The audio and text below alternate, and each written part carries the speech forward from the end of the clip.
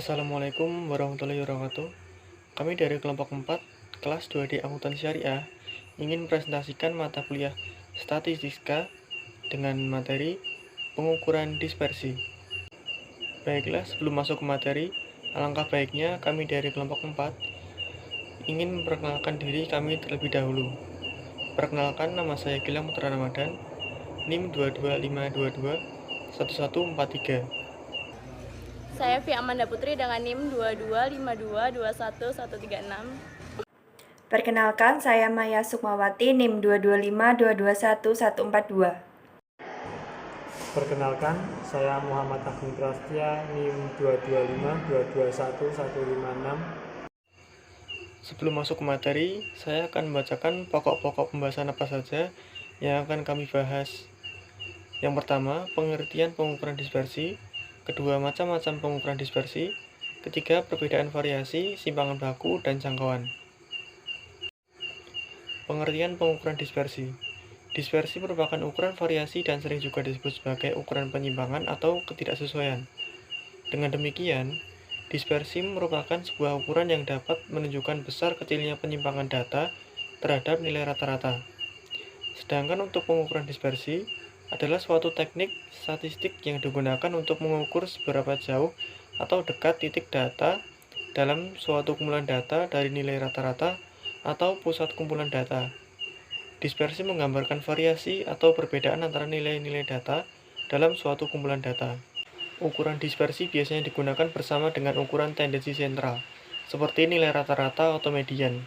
Untuk memberikan gambaran yang lebih lengkap tentang karakteristik data, beberapa ukuran dispersi yang umum digunakan antara lain 1 rentang, 2 jangkauan, 3 deviasi rata-rata, 4 variansi, 5 standar deviasi, 6 koefisien variasi.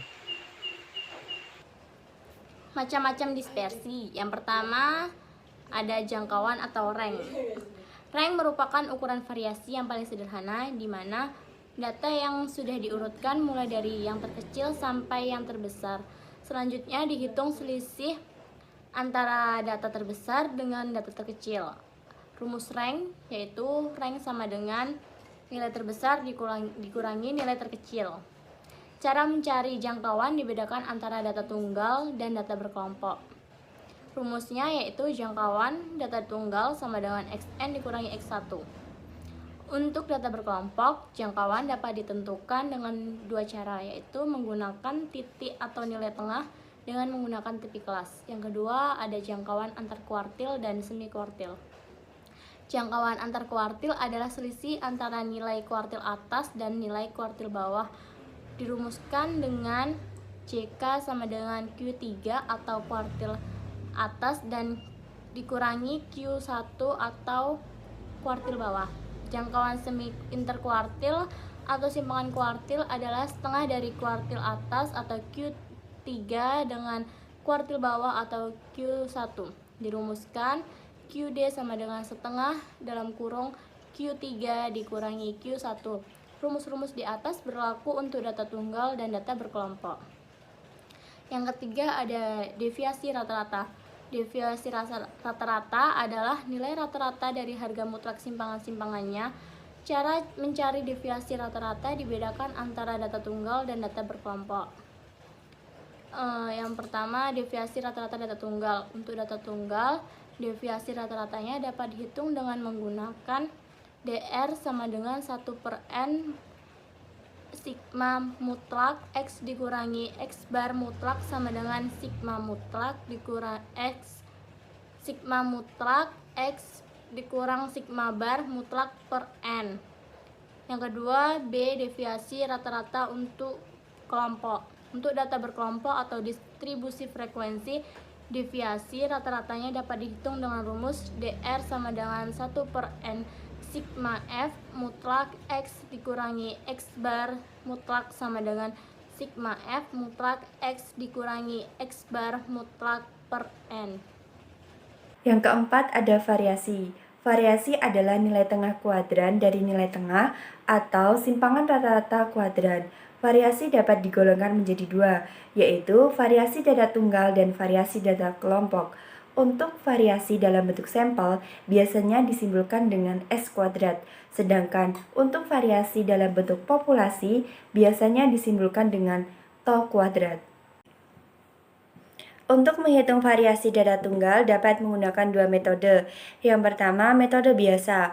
Untuk sampel besar, N lebih besar daripada 30, menggunakan rumus N sama dengan sigma dikali X min X bar kuadrat dibagi N. Sedangkan untuk sampel kecil, N lebih kecil sama dengan 30, menggunakan rumus S kuadrat sama dengan sigma dikali X min X bar kuadrat dibagi N min 1.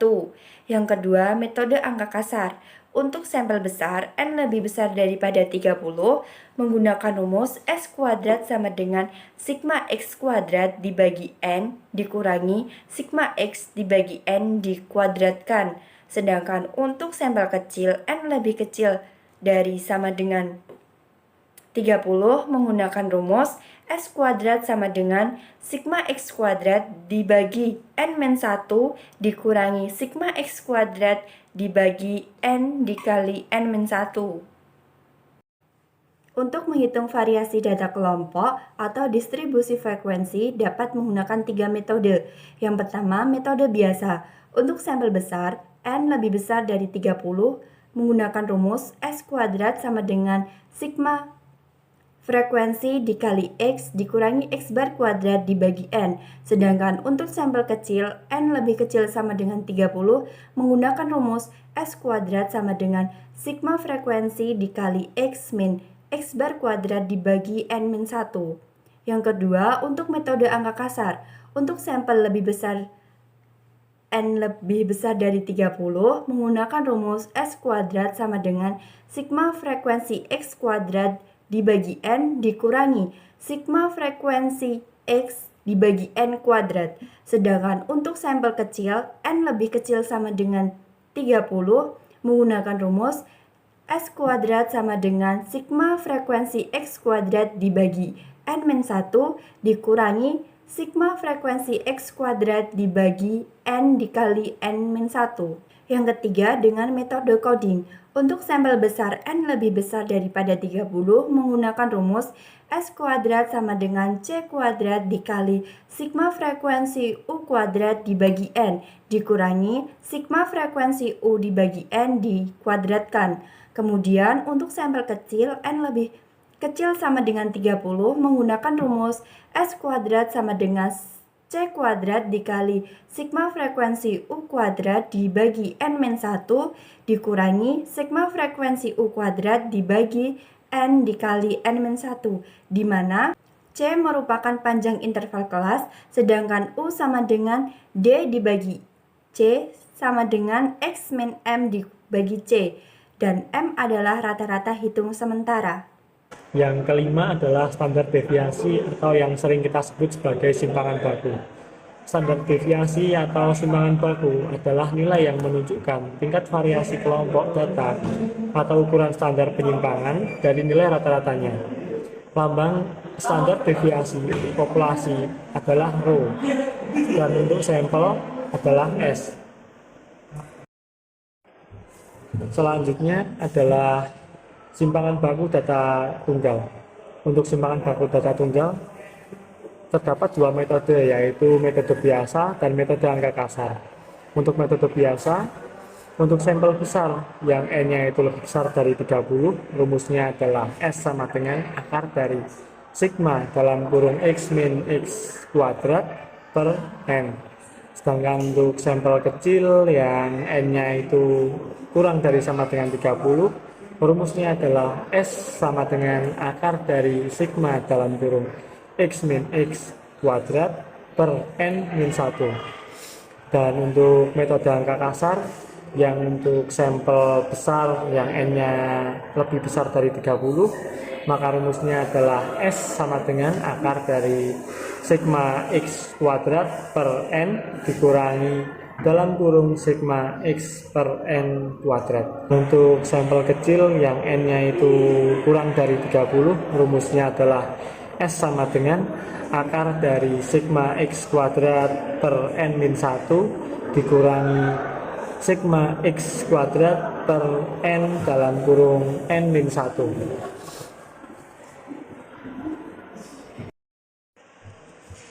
Berikutnya untuk simpangan baku data kelompok.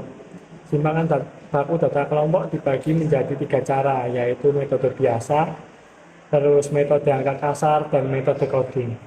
Untuk metode biasa, untuk sampel besar yang N-nya itu lebih besar dari 30, maka rumusnya adalah S sama dengan akar dari sigma F dalam kurung X min X kuadrat per N. Untuk sampel kecil yang N-nya itu kurang dari sama dengan 30, rumusnya adalah S sama dengan akar dari sigma F dalam kurung X min X kuadrat per N. Untuk metode angka kasar juga dibagi menjadi 2. Yang pertama untuk sampel besar N lebih besar dari 30, rumusnya adalah S sama dengan akar dari sigma Fx kuadrat per N dikurangi dalam kurung sigma Fx per N kuadrat. Untuk sampel kecil N lebih kecil dari 30, rumusnya adalah S sama dengan akar dari sigma Fx kuadrat per N-1 dikurangi dalam kurung sigma Fx kuadrat per N dalam kurung N-1. Untuk metode coding juga dibagi menjadi 2. Untuk sampel besar N lebih besar dari 30, rumusnya adalah S sama dengan C akar dari sigma Fu kuadrat per N dikurangi dalam kurung sigma Fu per N kuadrat. Sedangkan untuk sampel kecil N kurang dari 30, rumusnya adalah S sama dengan C akar dari sigma Fu kuadrat per N-1 dikurangi sigma Fu kuadrat per N dalam kurung N-1. Keterangan C sama dengan panjang interval kelas, U adalah D dibagi C sama dengan X dikurangi M per C. M sama dengan rata-rata hitung sementara. Metode selanjutnya yaitu metode koefisien varians. Koefisien varian sendiri dalam statistika adalah perbandingan antara standar deviasi dengan harga rata-rata atau yang sering kita sebut mean dinyatakan dalam persen. Koefisien varians untuk data kategori sampel dirumuskan sebagai KV sama dengan S per X kali 100%. Sedangkan koefisien variansi untuk data berkategori populasi dirumuskan untuk KV sama dengan Rho per X kali 100%. Untuk keterangan, KV sama dengan koefisien variansi, S sama dengan simpangan baku, dan X sama dengan rata-rata hitung. Baik, adapun juga perbedaan variasi, simpangan baku, dan jangkauan. 1. Variasi merupakan ukuran statistik yang menghitung rata-rata kuadrat selisih antara nilai observasi dengan nilai rata-rata. Kedua, simpangan baku atau standard deviation merupakan akar kuadrat dari variasi. 3. Rentang atau jangkauan merupakan perbedaan antara nilai tertinggi dan terendah dalam data. Ya, itulah teman-teman materi dari kelompok kami. Terima kasih telah menyimak video ini hingga akhir. Apabila ada kekurangan kami mohon maaf, dan semoga materi yang kami sampaikan semoga bermanfaat. Wassalamualaikum warahmatullahi wabarakatuh.